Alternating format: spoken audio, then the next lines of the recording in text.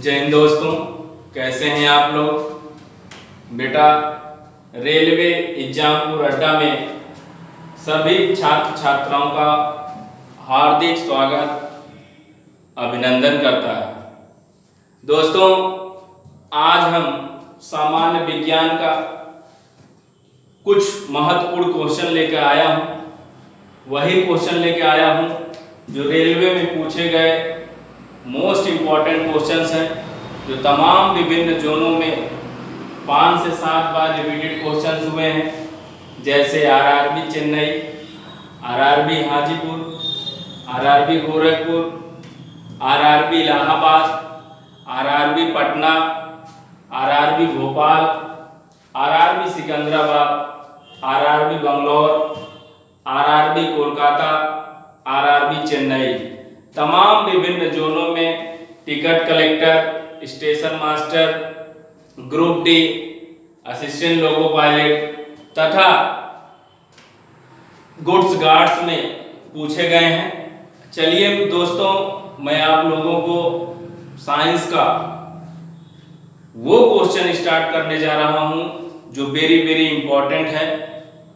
दोस्तों, बस्ती बस्ती घोर उदासी, पर्वत पर्वत खालीपन। बस्ती बस्ती घोर उदासी, पर्वत पर्वत खालीपन। मन हीरा बेमोल लुट गए, घिस घिस रीता तन चंदन। मन हीरा बेमोल लुट गए, घिस घिस रीता तन चंदन। इस धरती से उस अंबर तक दो ही चीज गजब की हैं। इस धरती से उस अंबर तक दो ही चीज गजब की हैं। एक तो तेरा भोलापन है, एक मेरा दीवानापन। एक तो तेरा भोलापन है, एक मेरा दीवानापन। बोलो वृंदावन बिहारी लाल की जय। आइए दोस्तों, मैं आप लोगों को ले चलता हूं सामान्य विज्ञान के पहले क्वेश्चन पर। पहला क्वेश्चन क्या पूछा गया है बेटा? पहला क्वेश्चन पूछा गया है कि विटामिन ए की कमी के कारण कौन सा रोग होता है। पहला क्वेश्चन ये पूछा गया है बेटा कि विटामिन ए की कमी के कारण कौन सा रोग होता है। कौन सा रोग होता है? तो बेटा एक चीज जानिए, जो विटामिन ए है, वेरी वेरी इंपॉर्टेंट क्वेश्चन है। कई बार ये क्वेश्चन पूछा भी गया है। विटामिन ए की खोज जो है मैकुलर ने किया था। किसने किया है बेटा? इसको आप जानते रहिएगा। अगर आपसे पूछा जाएगा कि विटामिन ए की खोज किसने किया है बेटा, तो विटामिन ए की खोज जो है मैकुलर नामक वैज्ञानिक ने किया था। अगर आपसे पूछा जाएगा कि केवल विटामिन की खोज किसने किया है, तो विटामिन की खोज फंक नामक वैज्ञानिक ने किया है। किसने किया है? फंक नामक वैज्ञानिक ने किया है। और विटामिन ए का जो रासायनिक नाम होता है, क्या होता है बेटा? रासायनिक नाम विटामिन ए का जो रासायनिक नाम होता है वो रेटिनॉल होता है। क्या होता है बेटा? रेटिनॉल होता है। यहाँ क्वेश्चन क्या पूछा गया है? यहाँ क्वेश्चन ये पूछा गया है कि विटामिन ए की कमी से कौन सा रोग होता है, तो रतौंधी होती है। कौन सा रोग होता है बेटा? रतौंधी होती है। कौन सा रोग होता है? रतौंधी होती है। दूसरा क्वेश्चन क्या पूछा गया है बेटा? बहुत इंपॉर्टेंट है। पूछा गया है कि मृग तृष्णा बनने का कारण क्या है। दूसरा क्वेश्चन है बेटा, वेरी वेरी इंपॉर्टेंट है। इधर देखिए, दूसरा क्वेश्चन है मृग तृष्णा, मृग तृष्णा बनने का कारण क्या है बेटा? प्रकाश के पूर्ण आंतरिक परिवर्तन। क्या है बेटा? प्रकाश के पूर्ण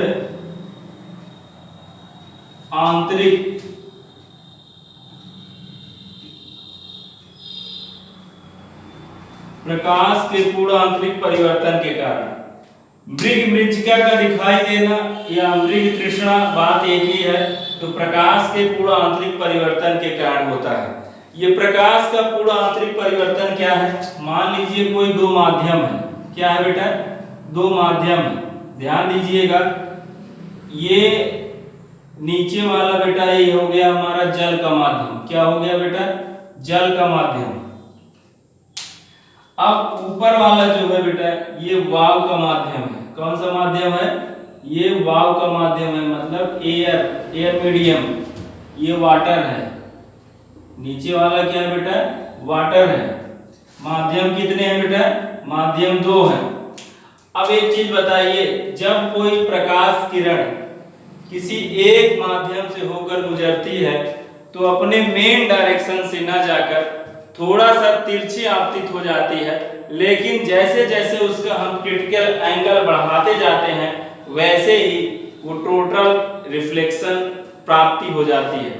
यानी कहने का मतलब है कि जैसे जैसे एंगल का मान बढ़ाते जाते हैं वैसे ही टोटल रिफ्लेक्शन हमें प्राप्त हो जाती है। यही घटना कहलाता है प्रकाश का पूर्ण आंतरिक परिवर्तन। जैसे मैंने आपको बताया भी था कि कटा हुआ हीरा क्यों चमकता है? प्रकाश के पूर्ण आंतरिक परिवर्तन के कारण चमकता है। और मैंने आपको ये भी बताया था मृग मृच्छिका का दिखाई देना किसके कारण होता है? प्रकाश के पूर्ण आंतरिक परिवर्तन के कारण होता है। माध्यम कोई दो है, माना कोई प्रकाश की किरण इस माध्यम से होकर गुजर रही है, उसका एक्चुअल पोजीशन ये है। जाना तो उसको सीधा चाहिए, ना जाके अपने थोड़ा मेन डायरेक्शन की ओर आपतित हो जाती है। जाना तो उसको सीधा ऐसे चाहिए, लेकिन ना जाके थोड़ा तिरछी आपतित हो जाती है। अब यहाँ से यहाँ तक का कोण क्या है? थीटा है। जैसे थीटा हम बढ़ाते गए, थीटा का मान हम क्या करते गए बेटा? बढ़ाते गए। अब थीटा का मान हमने बढ़ाया, ध्यान दीजिएगा, थीटा का मान हमने बढ़ा दिया। अब यहाँ से थीटा 1 कर दिया, अभी तक तो थीटा था। अब ये जाना तो चाहिए सीधा, ना जाके इस डायरेक्शन में गया, लेकिन जैसे जैसे थीटा का मान बढ़ाते जा रहे हैं, अब यहाँ से हमारा थीटा क्या हो गया? थीटा 2 हो गया। अब इस डायरेक्शन में ना जाके टोटल रिफ्लेक्शन यानी थीटा 1 थीटा 2 हो गया, ये क्या हो गया? थीटा 3। यानी ये क्रिया क्या कहलाई? प्रकाश का पूर्ण आंतरिक परिवर्तन, इसे बोलते हैं टोटल रिफ्लेक्शन। बेटा एक चीज बताइए, वायु में जो प्रकाश की चाल होती है वो होती है 3 × 10⁸ मीटर प्रति सेकंड होता है। जल में 2.25 × 10⁸ मीटर प्रति सेकंड होता है। तो जो मृग तृष्णा का बनना जो होता है किसके कारण होता है? प्रकाश के पूर्ण आंतरिक परिवर्तन के कारण होता है। जब कोई प्रकाश की किरण एक माध्यम से होकर गुजरती है तो अपने मेन डायरेक्शन से ना जाकर थोड़ा तिरछी आपतित हो जाती है, लेकिन जैसे जैसे हम थीटा का मान बढ़ाते हैं यानी कोण बढ़ाते जाते हैं, हमें एक ऐसी अवस्था आती है हमें टोटल रिफ्लेक्शन प्राप्ति हो जाती है, क्योंकि माध्यम दो है। तो यह घटना कहलाती है प्रकाश का पूर्ण आंतरिक परिवर्तन। और सबसे महत्वपूर्ण चीजें ये होता है कि मैंने आपको बताया भी था प्रकाश की खोज 1800 ईस्वी में डब्ल्यू हर्शेल ने किया था।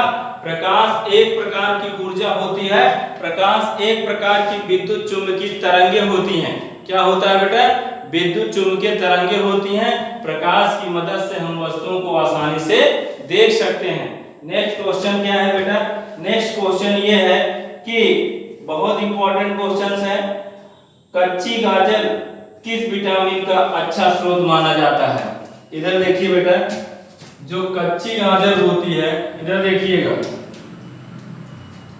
कच्ची गाजर, तीसरा क्वेश्चन कह रहा है कि कच्ची गाजर किस विटामिन का अच्छा स्रोत होता है। तो किसका होता है बेटा, मैंने पढ़ा भी चुका हूं, मॉडल पेपर में आप लोग को बता भी चुका हूं।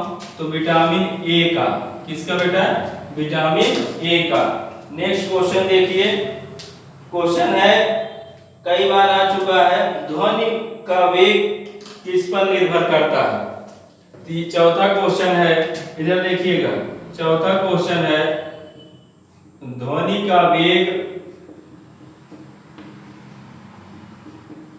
किस पर निर्भर करता है। ध्वनि का वेग किस पर निर्भर करता है, तो तरंग दैर्घ्य पर। किससे बेटा, तरंग दैर्घ्य पर। क्योंकि ध्वनि जो होता है, मैंने आप लोग को पढ़ाया है, ध्वनि एक प्रकार की अनुदैर्घ्य तरंगे होती है। और मैंने ये भी बताया था, अनुदैर्घ्य तरंगे वे तरंगे होती हैं जिन्हें संचरण होने में किसी भी प्रकार की कोई माध्यम की आवश्यकता नहीं पड़ती है। अर्थात लॉन्गिट्यूडिनल वेव्स जो होते हैं तीनों माध्यम में उत्पन्न होते हैं। और तीन माध्यम क्या हैं, मैंने आप लोग को बताया था। पहला माध्यम है ठोस, दूसरा माध्यम है हमारा द्रव, और तीसरा माध्यम है हमारा गैस। क्वेश्चन कैसे आएगा, ऐसी कौन सी तरंगे हैं जो तीनों माध्यम में उत्पन्न होती हैं। तो ऑप्शन में आपको जैसे अनुदैर्घ्य तरंगे मिलेंगे, लॉन्गिट्यूडिनल वेव्स, तो आप बता देंगे कि यह अनुदैर्घ्य तरंगे। जैसे स्प्रिंग में उत्पन्न तरंगे अनुदैर्घ्य तरंगे होती हैं। भूकंप आता ही है, जो तरंगे उत्पन्न होती हैं अनुदैर्घ्य तरंगे होती हैं। बहुत इंपॉर्टेंट है, इसको संचलित होने में किसी माध्यम की आवश्यकता नहीं होती है। तो ध्वनि का वेग किस पर निर्भर करता है, वो करता है तरंग दैर्घ्य पर। जो वेग होता है वो सदिश राशि होती है, जो विस्थापन होता है वो सदिश राशि होती है। नेक्स्ट क्वेश्चन देखते हैं बेटा। क्वेश्चन ये है कि शरीर का भार कितना प्रतिशत जल होता है। मानव का जो शरीर होता है कितना प्रतिशत जल होता है। पांचवा क्वेश्चन देखते हैं। क्वेश्चन दिया है शरीर का भाग कितना प्रतिशत जल उपस्थित होता है। तो शरीर का भाग कितना प्रतिशत जल उपस्थित होता है। तो मानव के शरीर में जो जल उपस्थित होता है बेटा, वो 65 से 80% तक होता है। 65% से लेकर 80% तक जल उपस्थित होता है। मनुष्य के शरीर में 206 हड्डियां होती हैं। नवजात शिशु में 300 हड्डियां होती हैं। लेकिन अगर बच्चा 1 माह का है तो उसमें हड्डियों की संख्या 270 होती है। और नवजात शिशु का जो भार होता है वो 7 पाउंड होता है। कितना होता है, 7 पाउंड होता है। नवजात शिशु में जो दांत की नींव रखी जाती है 5 से 6 महीने के बीच में रखी जाती है। 5 से 6 महीने के बीच में रखी जाती है, मैंने आपको कई बार बता दिया है। नेक्स्ट क्वेश्चन देखिएगा। नेक्स्ट क्वेश्चन है, कई बार ये क्वेश्चन आ भी चुका है कि लाल रक्त कण किसमें उत्पन्न होती हैं। लाल रक्त कणिकाएं, इधर देखिएगा, मैं आप लोग क्वेश्चन नंबर 6 देखिएगा। क्वेश्चन नंबर 6 कह रहा है कि लाल रक्त कणिकाएं, लाल रक्त कणिकाएं, बेटा मैं आपको सब कुछ पढ़ा चुका हूं, जिसे आरबीसी के नाम से जाना जाता है। लाल रक्त कणिकाओं का निर्माण कहाँ होता है, यही पूछा गया है। तो वो होता है बेटा अस्थि मज्जा में। कहाँ होता है, अस्थि मज्जा में। बहुत इंपॉर्टेंट है। और इसका जीवन काल भी पूछा जाता है। इसका जीवन काल जो होता है वो 120 दिन तक होता है। कितने दिन तक होता है, 120 दिन तक होता है। इसकी जो मृत्यु होती है वो कहाँ होती है बेटा, इसकी मृत्यु आरबीसी की जो मृत्यु होती है वो बेटा प्लीहा में होती है। कहाँ होता है बेटा, प्लीहा में होता है। और प्लीहा का दूसरा नाम बेटा तिल्ली होता है। क्या होता है, तिल्ली होता है। ये रक्त कणिकाएं होती हैं। क्या होती हैं, कणिकाएं होती हैं। कणिकाएं अगर पूछा जाएगा कितने प्रकार की होती हैं, 3 प्रकार की होती हैं। एक आरबीसी होता है, इसे लाल रुधिर कणिकाएं कहते हैं।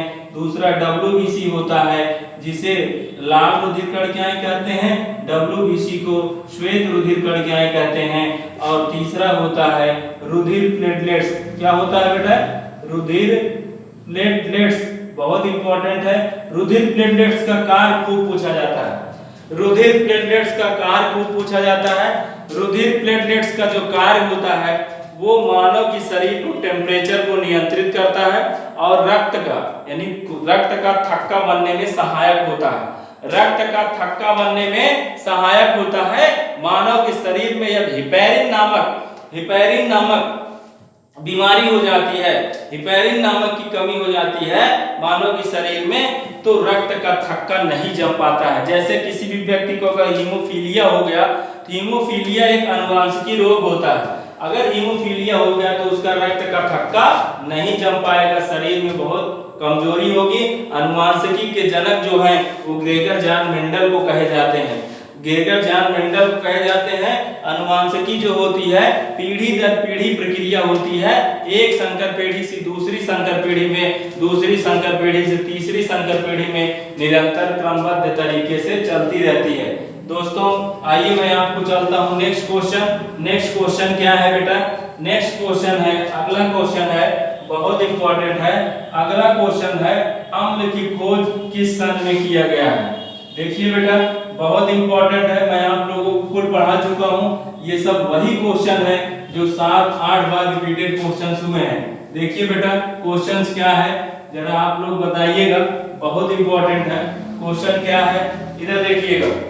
क्वेश्चन ये है 3-4 बार पूछा गया है, सॉल्व करा दे रहा हूं। इधर देखिएगा, हमने आपको पढ़ाया भी हूं और एक बार आपको बता दे रहा हूं कि ये जो अम्ल है जिसे हम लोग बोलते हैं एसिड, मैंने कई बार बताया था कि इसकी जो खोज किया था 1884 में। 1884 में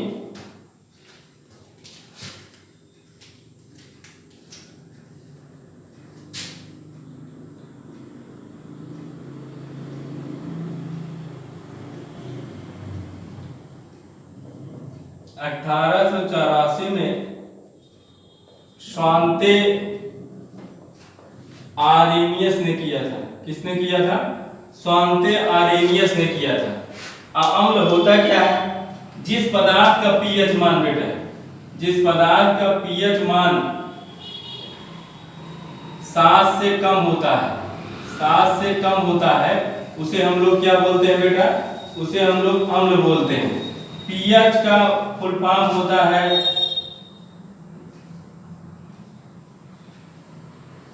पोटेशियम ऑफ हाइड्रोजन होता है। क्या होता है बेटा? पोटेशियम ऑफ हाइड्रोजन होता है। अब इसकी खोज जो है 1905 ईस्वी में एक वैज्ञानिक थे जिनका नाम है सॉरेनसन। इन्होंने जो पीएच स्केल में जो रीडिंग की खोज की थी वो बेटा 0 से लेकर 14 तक बनाई थी। और सबसे महत्वपूर्ण चीजें हैं इस रीडिंग में, जिस पदार्थ का 0 पीएच रहता है वो पूरी तरह अम्लीय होता है, और जिस पदार्थ का पीएच मान 14 होता है वो पूरी तरह से वो क्षारीय होता है, पूरी तरह से क्षारीय होता है। अब एक चीज बताइए, क्वेश्चन कई तरह से पूछे जाते हैं। पूछे जाएंगे कि पीएच का फुल फॉर्म क्या होता है। मैंने आप लोगों को कई वीडियो में मैं पढ़ा चुका हूं तमाम विभिन्न पदार्थों के पीएच मान के बारे में, उनको आप अच्छे से कंठस्थ कर लीजिएगा। हमेशा 1 नंबर का क्वेश्चन पूछा जाता है। तो क्वेश्चन कैसे बनेगा कि अम्ल की खोज किसने किया था? 1884 में स्वांते आरेनियस। अगर पढ़े रहोगे तब, नहीं पढ़ोगे क्या कर पाओगे? कुछ नहीं कर पाओगे। स्वांते आरेनियस कब हुआ था? 1884 में। और पीएच मान किसे कहते हैं, यानी अम्ल किसे कहते हैं? तो जिस पदार्थ का पीएच मान 7 से कम होता है उसे अम्ल कहा जाता है। पीएच का फुल फॉर्म होता है पोटेशियम ऑफ हाइड्रोजन। इसकी खोज 1905 ईस्वी में सॉरेनसन ने किया था। जो पीएच स्केल होती है, रीडिंग की संख्या 0 से 14 तक निर्धारित की जाती है। नेक्स्ट क्वेश्चन आइएगा। नेक्स्ट क्वेश्चन है टेलीविजन के आविष्कारक कौन है? नेक्स्ट क्वेश्चन ये देखिए कि टेलीविजन, नेक्स्ट क्वेश्चन देखिए टेलीविजन, बताइए बेटा, मैंने पढ़ा चुका हूं। टेलीविजन का आविष्कारक कौन है? जॉन लॉगी बेयर्स, जिनका फुल फॉर्म है जीएल बेयर्स। किताब में जीएल बेयर्स भी लिखा होगा, लेकिन इनका फुल फॉर्म है जॉन लॉगी बेयर्स। बहुत इंपॉर्टेंट है। तो टेलीविजन के आविष्कारक कौन किए थे? जॉन लॉगी बेयर्स। नेक्स्ट क्वेश्चन आइए बेटा, कई बार किस अम्ल की उपस्थिति हमारे पेट में होती है? देखिए बेटा, नेक्स्ट क्वेश्चन है, किस अम्ल की उपस्थिति हमारे पेट में होती है? तो हमारे पेट में होती है तो वो होता है हाइड्रोक्लोरिक अम्ल, जिसे बोलते हैं HCl। हाइड्रोक्लोरिक अम्ल जिसे बोलते हैं HCl। तो हमारे पेट में किस अम्ल की उपस्थिति होती है? हाइड्रोक्लोरिक अम्ल। तो यही इसका करेक्ट आंसर है। ये RRB बंगलौर का क्वेश्चन है। कहाँ का बेटा? ये RRB बंगलुरु का क्वेश्चन है, ग्रुप डी उसके NTPC का है बेटा। नेक्स्ट आइए, नेक्स्ट क्वेश्चन आइए। नेक्स्ट क्वेश्चन दिया है कि गतिक ऊर्जा का व्यंजक क्या होता है? बेटा सभी लोग जानते होंगे, मैंने भी पढ़ा चुका हूं। जो गतिक ऊर्जा होती है, इधर देखिए जरा, जो गतिक ऊर्जा होती है, गतिक ऊर्जा के बराबर हाफ mv² होता है, यही इसका व्यंजक है। और इसका जो मात्रक होता है जूल होता है। एक स्थितिक ऊर्जा होती है और एक गतिक ऊर्जा होती है। मैंने बताया था पोटेंशियल एनर्जी P बराबर mgh होता है, ठीक है। और द्रव दाब नापा HDGh बहुत इंपॉर्टेंट है। कई बार ये क्वेश्चन पूछा गया है, आते भी रहते हैं। एक बार नहीं, दो बार, तीन बार ये रिपीटेड क्वेश्चन होते हैं। नेक्स्ट क्वेश्चन देखिएगा, दूसरा क्वेश्चन देखिएगा।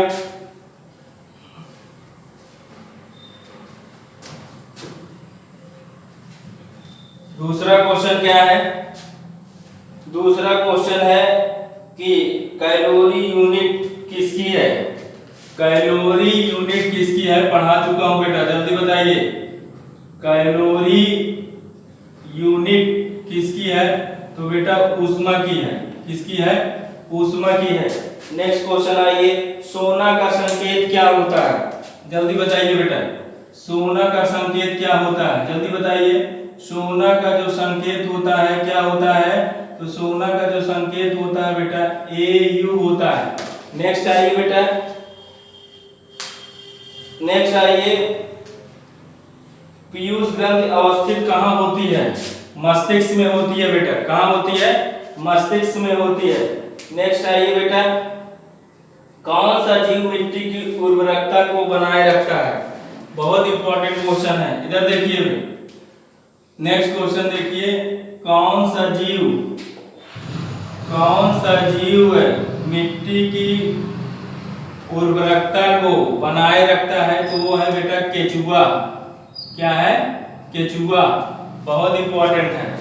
नेक्स्ट आइएगा, क्वेश्चन कई बार पूछा गया है कि समुद्र जल में साधारण नमक का प्रतिशत क्या है? समुद्र जल में साधारण नमक का प्रतिशत क्या है?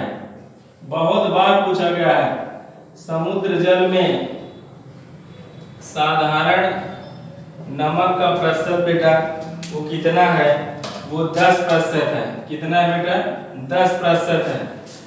नेक्स्ट क्वेश्चन देखिए, एल्केन का सूत्र क्या होता है? एल्केन का सूत्र क्या होता है? बहुत इंपॉर्टेंट है। एल्केन का सूत्र क्या होता है? जल्दी बताइए बेटा। तो एल्केन का जो सूत्र होता है CN, इधर देखिए, CnH2n+2 होता है। CnH2n+2 होता है। नेक्स्ट आइए बेटा, ध्वनि की तीव्रता मापने के लिए कौन सा यंत्र का प्रयोग किया जाता है? ध्वनि की तीव्रता मापने के लिए ऑडियोमीटर यंत्र का प्रयोग किया जाता है। ऑडियोमीटर। गाड़ी की गति पूछेगा टोकियोमीटर। गाड़ी की गति पूछेगा टोकियोमीटर यंत्र द्वारा नापा जाता है। वायुमंडलीय दाब बैरोमीटर यंत्र द्वारा नापा जाता है। अगर वायुमंडलीय दाब आपको पूछेगा, वायुमंडलीय दाब पूछेगा तो किस यंत्र द्वारा बेटा? बैरोमीटर यंत्र द्वारा, बैरोमीटर यंत्र द्वारा नापा जाता है। वाष्प दाब पूछेगा, गैसों का वाष्प दाब, गैसों का अगर पूछेगा, इधर देखिए बेटा, गैसों का वाष्प दाब, गैसों का वाष्प दाब पूछेगा तो मैनोमीटर यंत्र द्वारा, किस यंत्र द्वारा? मैनोमीटर यंत्र द्वारा नापा जाता है। नेक्स्ट आइए बेटा, क्वेश्चन पूछा गया है कई बार क्वेश्चन आ भी चुके हैं। क्वेश्चन है कि हाइड्रोजन से भरा गुब्बारा ऊपर जाकर फूट जाता है, क्यों? हाइड्रोजन से भरा गुब्बारा ऊपर जाने से फूट जाता है क्योंकि वायुमंडलीय दाब घट जाता है, क्योंकि वायुमंडलीय दाब क्या हो जाता है? घट जाता है। नेक्स्ट क्वेश्चन देखिए, वायुमंडल की निम्नतम परत क्या कहलाती है? वायुमंडल की निम्नतम परत क्या कहलाती है? जल्दी बताइए, मैं पढ़ा चुका हूँ। वायुमंडल की निम्नतम परत बेटा क्षोभ मंडल कहलाती है। क्या कहलाती है? क्षोभ मंडल कहलाती है। नेक्स्ट आइए, ताप मापने की SI इकाई क्या है? बताइए बेटा, ताप मापने की SI इकाई क्या है? ताप मापने की SI इकाई केल्विन है। नेक्स्ट आइए बेटा, नेक्स्ट क्वेश्चन देखिए, मानव शरीर में कार्बोहाइड्रेट पुनः संग्रहित होता है कहाँ? मानव शरीर में कार्बोहाइड्रेट पुनः संग्रहित कहाँ होता है? ग्लाइकोजन में। कहाँ होता है बेटा? ग्लाइकोजन में। बहुत इंपॉर्टेंट है, ग्लाइकोजन में। नेक्स्ट आइए बेटा, परमाणु बम की खोज किसने किया है? परमाणु बम की खोज 1941 में ऑटो हान ने किया है। किसने किया है? ऑटो हान। परमाणु बम की खोज 1941 में ऑटो हान ने किया है। नेक्स्ट क्वेश्चन देखिए बेटा, पानी के अंदर ध्वनि सुनने यंत्र क्या कहलाता है? पानी के अंदर ध्वनि को सुनने वाले यंत्र को हम लोग बोलते हैं हाइड्रोफोन। क्या बोलते हैं? हाइड्रोफोन। क्या बोलते हैं? हाइड्रोफोन बोलते हैं। नेक्स्ट आइए बेटा, क्वेश्चन क्या है? कई बार क्वेश्चन पूछा गया है कि रेडियो तरंग कितने प्रकार की होती है? रेडियो धर्मी तरंग कुल कितने प्रकार की होती है? रेडियो धर्मी तरंग बेटा कुल 3 प्रकार की होती है। नेक्स्ट क्वेश्चन आइएगा, नेक्स्ट क्वेश्चन क्या है? नेक्स्ट क्वेश्चन वेरी इंपॉर्टेंट है, एक बैरल में कितने लीटर होते हैं?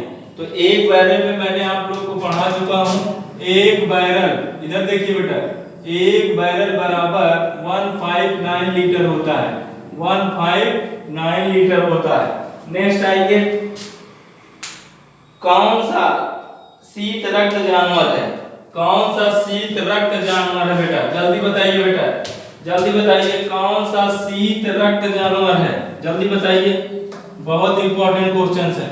कौन सा शीत रक्त जानवर है? जल्दी बताइए, पढ़ा चुका हूं दोस्तों, पढ़ा चुका हूं दोस्तों, जल्दी बताइए आंसर क्या होगा? जल्दी बताइए। इतनी मेहनत करते हैं, कम से कम आप लोग भी अगर थोड़ा सा भी मेहनत कर लो, आने वाले ग्रुप डी और एनटीपीसी एग्जाम में 100% सफलता मिलेगी बेटा, क्योंकि कोशिश करने वाले की कभी हार नहीं होती है। तो शीत रक्त, इधर कौन सा जानवर शीत रक्त होता है? तो मैंने आपको बताया है, पढ़ाया भी है, वो है छिपकली।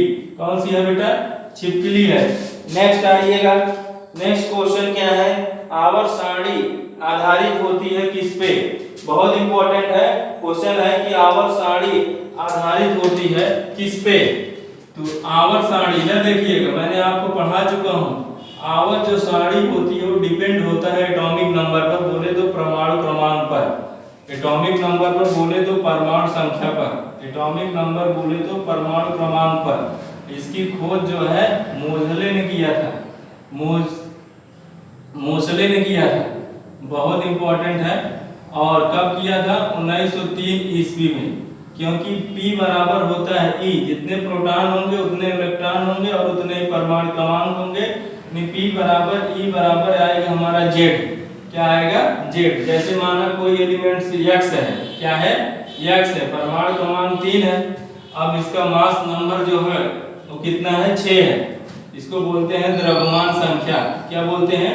द्रव्यमान संख्या, इसको बोलते हैं, क्या बोलते हैं, इसको मैंने आप लोगों को पढ़ा चुका हूँ, इसको बोलते हैं एटॉमिक नंबर। क्या बोलते हैं, एटॉमिक नंबर, परमाणु क्रमांक। अब एक चीज बताइए, अब इसमें तो प्रोटॉन हो गए 3, इलेक्ट्रॉन कोई पूछेगा तो भी 3, इसका परमाणु क्रमांक है कितना, 3। तो 3 प्रोटॉन, 3 इलेक्ट्रॉन और 3 इसका परमाणु क्रमांक। तो आवर्त सारणी किस पे निर्भर करती है, परमाणु क्रमांक पर। नेक्स्ट क्वेश्चन देखिए, कई बार वो विषाणु के द्वारा होने वाली बीमारी पोलियो, विषाणु के द्वारा पोलियो रोग हो जाने से मानव के शरीर में कौन सा अंग प्रभावित होता है, तो वो यकृत होता है। कौन सा अंग होता है, यकृत होता है। कई बार क्वेश्चन पूछा गया है। नेक्स्ट आइए बेटा, नेक्स्ट आइए, क्वेश्चन क्या है, क्वेश्चन क्या है, क्वेश्चन ये है कि सोडियम को जल में डालने पर कौन सी गैस निकलती है। तो सोडियम को जल में डालने पर कौन सी गैस निकलती है, तो वो है हाइड्रोजन गैस। क्योंकि हाइड्रोजन गैस की खोज 1766 में एक वैज्ञानिक थे जिनका नाम है हेनरी कैवेंडिश। क्या नाम है बेटा, हेनरी कैवेंडिश, याद कर लीजिएगा, हेनरी कैवेंडिश। हेनरी कैवेंडिश है क्योंकि हेनरी कैवेंडिश ने ही जल की खोज किया था, ये भी याद कर लीजिएगा। हेनरी कैवेंडिश ने जल की खोज किया था, जिसका सूत्र H2O होता है। क्या होता है, H2O होता है। नेक्स्ट आइएगा, बहुत इंपॉर्टेंट है, बहुत बार क्वेश्चन पूछा गया है, इधर देखिएगा। मैंने पढ़ा भी चुका हूं कि सभी अम्लों में अधिक समान तत्व कौन सा है, सभी अम्लों में अधिक समान तत्व कौन सा है, वो है हाइड्रोजन। कौन सा है, हाइड्रोजन है। बहुत बार पूछा गया है, दूरी किसका मात्रक है, इधर देखिए, ये भी पूछा गया है आरआरबी पटना में, दूरी किसका मात्रक है, तो दूरी जो है प्रकाश वर्ष का मात्रक है बेटा, प्रकाश वर्ष दूरी का मात्रक है। तो प्रकाश वर्ष जो है दूरी का मात्रक है, और मैंने खगोलीय इकाई दूरी का मात्रक है, लेकिन दूरी की सबसे बड़ी इकाई पार्सेक होता है, पढ़ा चुका हूं बेटा। नेक्स्ट आइएगा, नेक्स्ट आइएगा, क्वेश्चन क्या है, क्वेश्चन ये है कि मानव रक्त का घटक नहीं होता है, डीएनए, आरएनए, इनमें से कोई नहीं, तो डीएनए है बेटा। कौन सा है, डीएनए है, डीएनए है। नेक्स्ट क्वेश्चन आइए, मैलाकाइट किस धातु का खनिज है, मैलाकाइट किस धातु का खनिज है, बहुत इंपॉर्टेंट है, जल्दी बताइए बेटा। मैलाकाइट जल्दी बताइए, मैलाकाइट